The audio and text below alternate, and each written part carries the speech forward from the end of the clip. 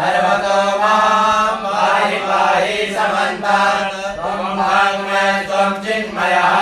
त्वमानन्दमय त्वं ब्रह्ममयः त्वं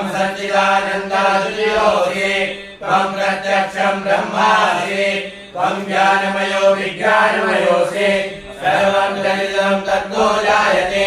सर्वं जगदं तत्तिष्ठति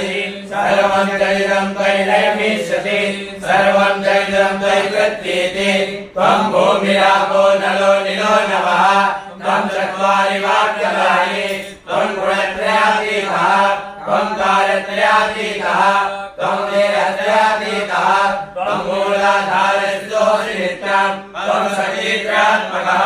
त्वं योगिनो ध्यायन्ति नित्यं त्वं ब्रह्मास्तं विश्वस्तं रुद्रस्तं इन्द्रस्तं अग्निस्तं वायुस्तं सूर्यस्तं धर्मास्तं ब्रह्मा भूर्भुवस्सुरं गणादिपूर्वमुच्चार्य वर्णादिकारेण रुद्धम् एतत्त्वमनुस्वरूपं प्रकारापूर्वरूपम् अकारो मध्यमरूपम् अनुस्वारस्य रूपम् बिन्दुरुत्तररूपम् नादासन्धानं सहिता सन्धिः सहिता गणेशविद्या गणकविषये नित्यगायत्री छन्दः